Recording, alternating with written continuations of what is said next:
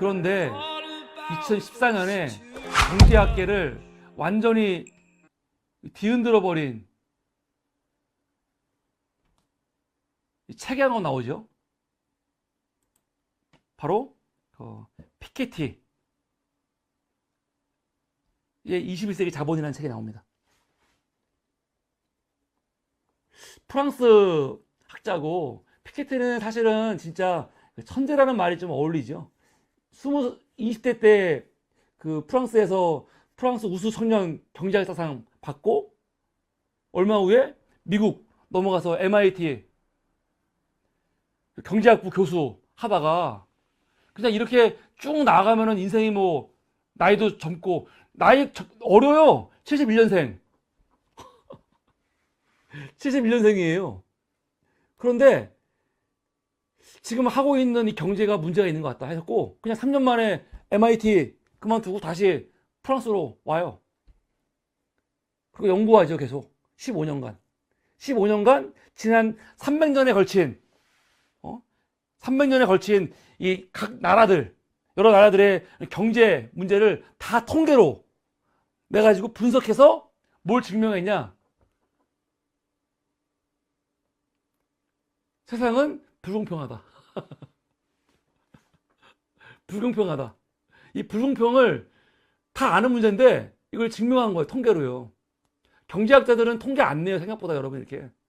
근데 대단한 게 15년간 이 엄청난, 그러니까 21세기 자본이 놀라운 거는 이 엄청난 통계 자료들, 이 엄청난 것들을 다 조사해갖고 이거를 갖고 증명한 거예요. 이 불공평을. 근데 21세기 자본을 보면요, 사실은 모르겠어. 저는 뭐 내용 다 이해도 못했지만 뭘 말하는지는 알겠는데 그 말하는 게 사실 아무것도 아니야. 이까진 거에 왜 이렇게 열광을 해? 피케티가 프랑스 말로 책을 썼을 때는 그렇게 엄청나게 호응이 없었어요. 근데 2014년에 하버드 대학교 출판부에서 이거를 영문으로 번역하면서 난리가 난 거죠. 전 세계적으로. 우리나라도 마찬가지고. 우리나라는 참 이상해요. 굉장히 흥행하면 되게 좋아하잖아요. 진짜로 알고 좋아하는 건지 뭔지 모르겠는데 막 좋아해.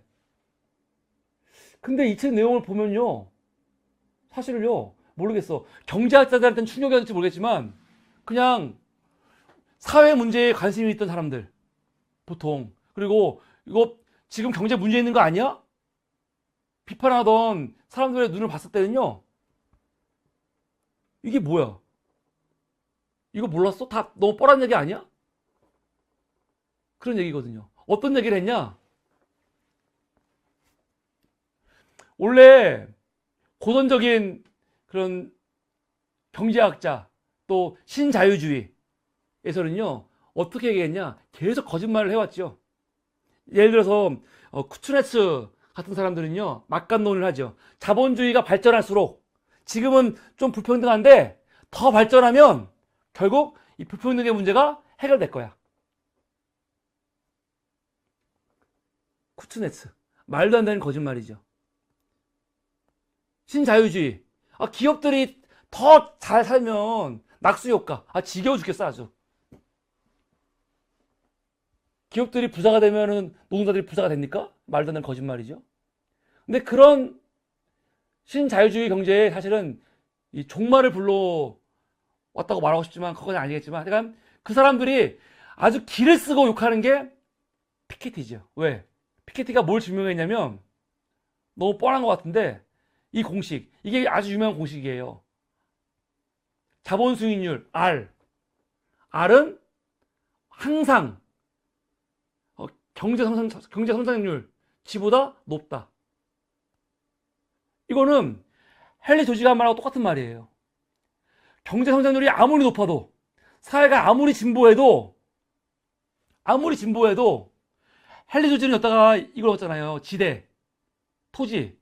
근데 이 피케티는 여기에 자본 수익률을 넣은 거예요. 뭐 지대를 다 포함해 갖고 뭐 토지, 건물, 기계, 뭐 설비, 생산활동에 필요한 모든 요소를 보통 경제학에서는 자본이라고 보는데, 피케티는 이것뿐만이 아니라 소유가 가능하고 어떤 형태로든 시장에서 거래할 수 있는 모든 것들이 다 자본이거든요. 부채를 뺀. 근데 그 자본 수익률이라는 건 뭐냐면 한마디로 그런 거예요. 피케티가 말하는 거는 부모한테 물려받은 재산이 많아. 그러면 아무리 경제가 성장해도 이 물려받은 재산이 스스로 부를 창출하는 거는 절대 못 따라간다. 절대 못 따라간다. 그러니까 헨리 조지하고 똑같은 말을 하는 거예요. 똑같은 말을. 사회가 아무리 발전하고 아무리 부가 늘어나고 아무리 뭘 해도 지금 이미 기득권을 유지하고 있는 사람들이 갖고 있는 이 부, 그리고 이 부는 노력이 아니고 이 부가 스스로 막 증가하거든요. 이거를 못 따라간다는 거예요. 절대로. 이거를 통계로 증명했어요. 300년간의 통계로. 그러면 이걸 어떻게 해결해야 되느냐? 피케티가 이걸 해결하기 위한 방법은 세 가지예요. 하나, 누진적 소득세. 그리고 상속세 강화. 돈 물려줄 때 다 뺏어. 이거 왜 물려줘? 그리고 하나 특이한 게 글로벌 자본세 도입. 이거는 사실은 우리 같은 경우는 공감하기가 어려운 부분이죠. 이 피케티에 대해서 특히 이 글로벌 자본세와 관련해 가지고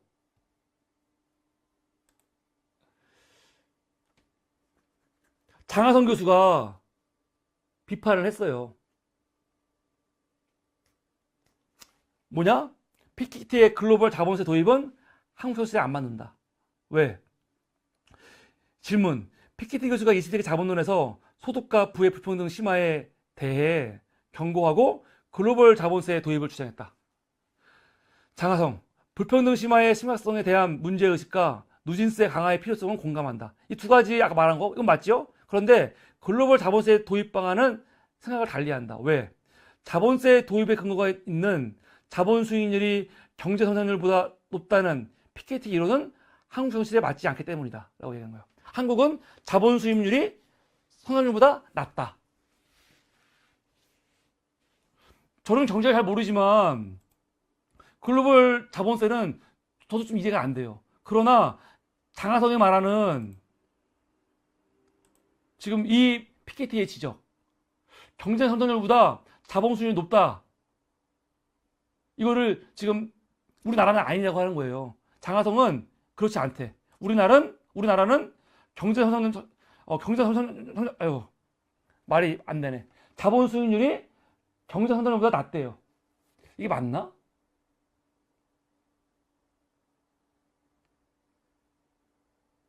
이거는 맞지 않습니다. 왜 맞지 않냐면 피케티한테 말한 거 맞을 수도 있어요. 근데 피케티는 지금 여기에서 사실은 피케티가 우리나라에 왔었어요. 응?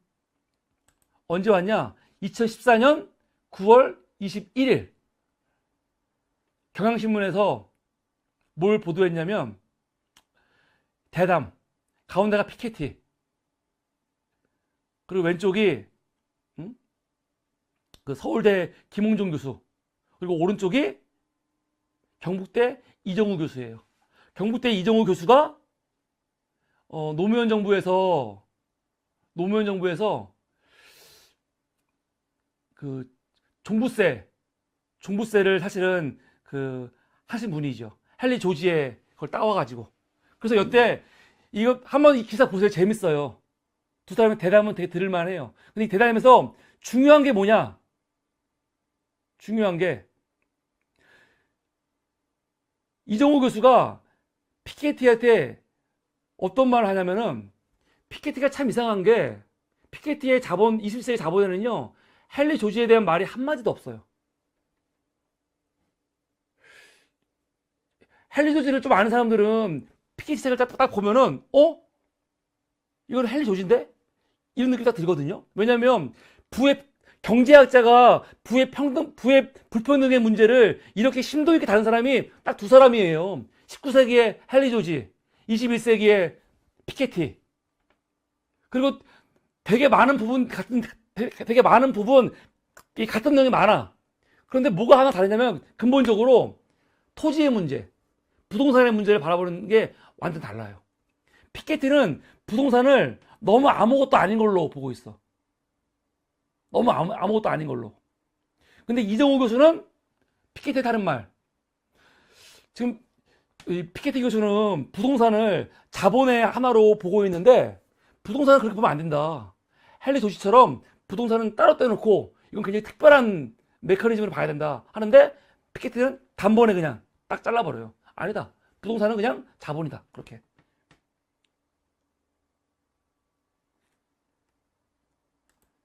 근데 우리나라에서는요, 부동산이, 해외는 모르겠어요? 근데 우리나라는 부동산이 진짜 중요한 문제거든요. 피케티 같은 부동산의 개념으로는 사실은 우리나라 문제, 이 불평등의 문제, 그리고 우리나라 불평등의 문제는 근본적으로 사실은 부동산의 문제가 되게 크단 말이에요. 그러니까 장하성 교수가 이런 측면에서 봤을 때는 그 피케티의 문제에 대해서 얘기하는 게 맞을 수도 있지만 사실은 피케티의 문제에 본고에 이 부동산의 문제를 같이 연구해서 보면은 장하성 교수의 말은 이상한 거예요. 우리나라가 무슨 경제 성장률이 자본 수준보다 더 높습니까? 말도 안 되지. 부동산 문제를 빼고 생각하니까 그런 거지.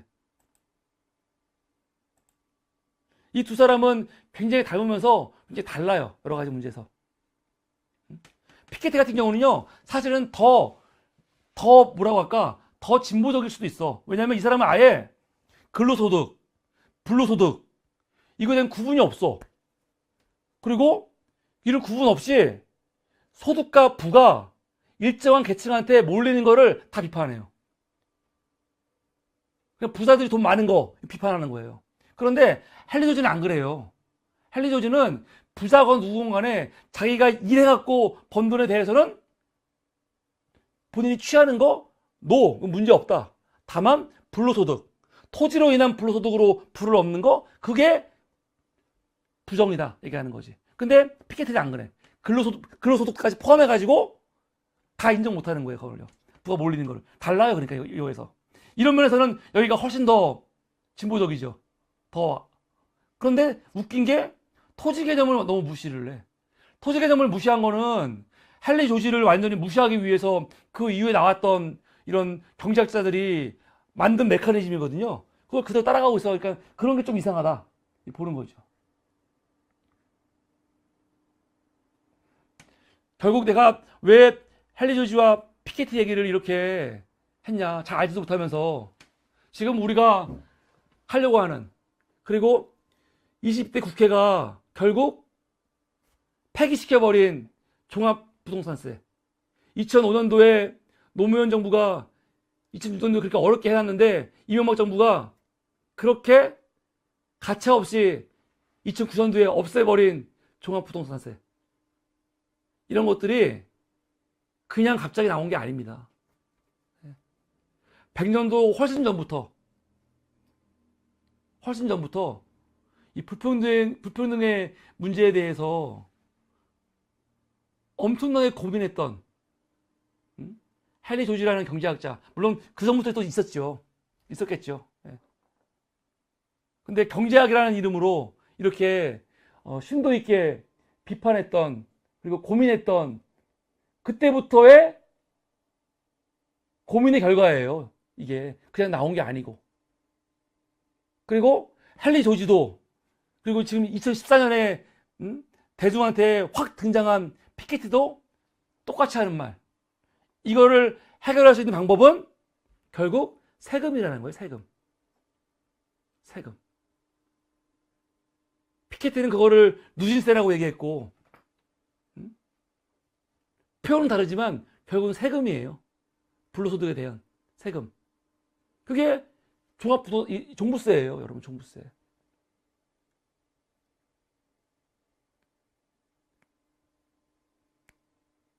그리고 그게 가장 큰 싸움이 되어야 됩니다. 가장 큰 싸움이. 내년이 아니죠. 21대 국회에서. 그것만 해도 민주당은요. 딴 거 다 못하고 이 세금 문제, 종합부동산세 문제, 부동산 문제, 부동산 문제라는 게 단순히 집값 내리고 그게 아니에요.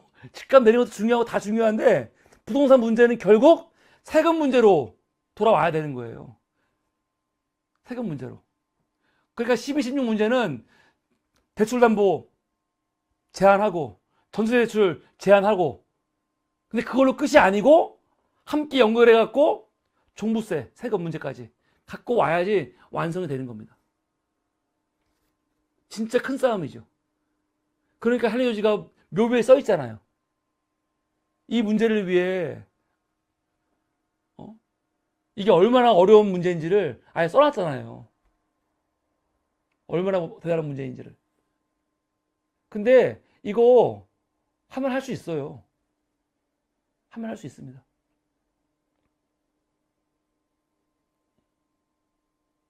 이게 엄청난 건데.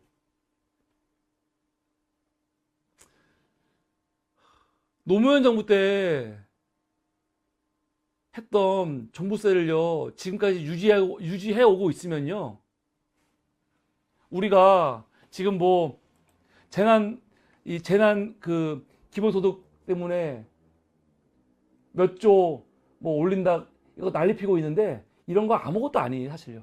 이명박 출범 이후 지속되어 온 부자 감세 정책이 서민들에게 부메랑이 되어 돌아올 가능성이 높아지고 있다. 정부가 대규모 감세와 대정지출 확대 정책을 추진한 데 따른 부작용으로 세수 부족이 심화되면서 연간 20조 원이 넘는 비과세 감면 규모를 대폭 축소한다는 방침을 세웠기 때문이다. 부자 감세라는 거는 노무현 정부에서 했던 그거죠. 노무현 정부에서 했던 그 종합부동산세를 비롯한 그런 것들, 정책들 다 폐지했잖아요. 그러면서 그걸 메꾸기 위해서 뭐 하냐? 지금까지 비과세 감면 규모를 대폭 줄임으로써 일반 서민들에게 그만큼 이 세금을 더 걷는 거예요. 그게 얼마? 연간 20조 원. 그럼 맞네요, 제 말이. 저 100조 생각했는데 이 맞나 하여튼 헷갈렸어. 그 이명박이 노무현 정부 때 종합부동산세를 없애면서 세수가 삭감난 게 100조예요, 100조. 100조. 5년간. 그러니까 1년에 20조씩. 그러니까 그 20조를 지금 이명박은 매년 비과세 감면 규모를 축소해갖고 한다는 거 아닙니까? 100조 맞을 거예요. 제가 근데 좀 이게 헷갈려갖고 확인을 한 건데 지금 보니까 연간 20조 말하는 거니까 100조 맞아요. 100조. 100조를 메꾸려고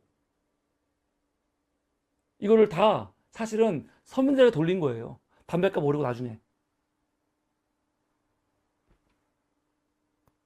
근데 그게 그때 그렇게 욕먹으면서 어렵게 해놓은 건데 그거를 그냥 만약에 지금까지 갖고 왔으면요.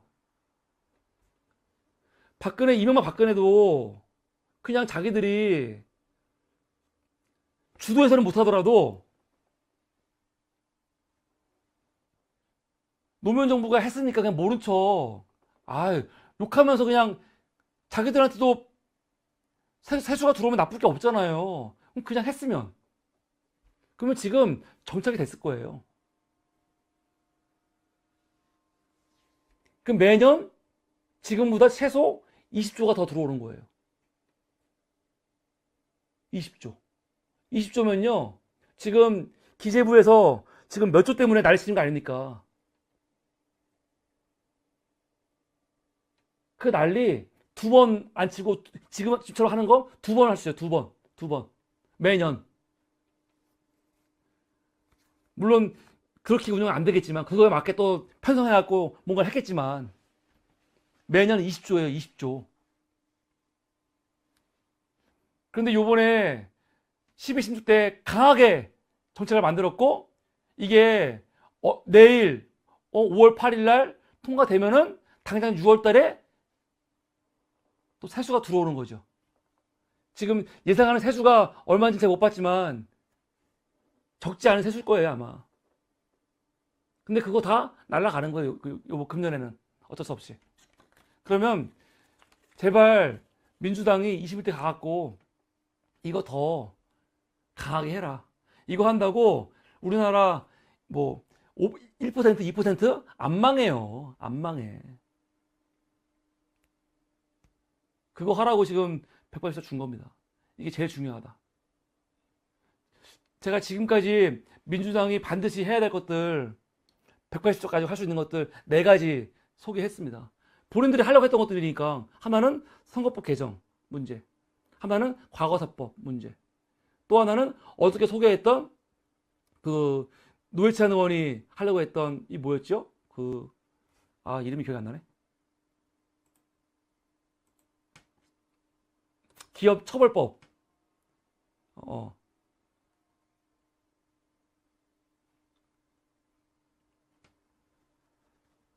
이거 뭐죠? 이거 재난 왜 이름이 기억이 안 나지? 중대재해 관련 그 재난 이 기업 처벌법. 그 4번째 종부세. 근데 이 중에서 제일 힘들고 제일 힘써야 되는 게 종부세입니다. 종부세. 이게 1순위죠. 제발 이거 꼭 하기를 부탁드리고 제발 꼭 해야 됩니다. 부탁이 아니고 이건 해야 되는 거예요. 해야 되는 거.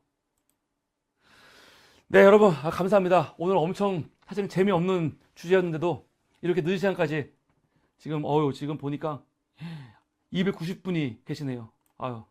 이렇게 늦은 시간까지 함께 해주셔서 감사하고요. 오늘 또 스패너로 고생하신 우리 핫쌤님과 아까 레볼루션님 오셨던데 레볼루션님 감사하고요. 이렇게 늦은 시간까지 오늘 슈퍼챗도 보내주시고 멤버십 가입해주신 분들 있으시면 네, 감사합니다. 예, 여러분 오늘은 여기서 마치고 지금 재밌는 것도 몇 개 있는데 지금 못하고 있어갖고 내일은 그거 해야죠. 검찰이 난 너무 웃겨 죽겠어. 검찰이 경찰한테 아이폰 목숨 버리신 수사관 울산 갔던 분 아이폰 돌려줬잖아요. 근데 너무 웃긴 게 비밀번호는 안 알려줘. 참나 너무 웃기지 않아요 나? 나 이거 보고 너무 웃겨 죽는 줄 알았어요. 아이폰은 주는데 비밀번호는 안 줘. 이게 도대체 뭐 이런 일이 다 있어요 이렇게. 정말 웃겨 죽겠어 진짜. 내일도 공판. 내일 공판 있습니까? 내일 정근심 공판이에요? 그러면 진짜 해야겠네. 네, 여러분 감사합니다. 오늘 늦은 시간까지 함께 감사하고요. 여러분 좋은 밤 되시고 오늘 방송은 여기서 마치겠습니다. 네, 여러분 좋은 밤 되십시오. 감사합니다.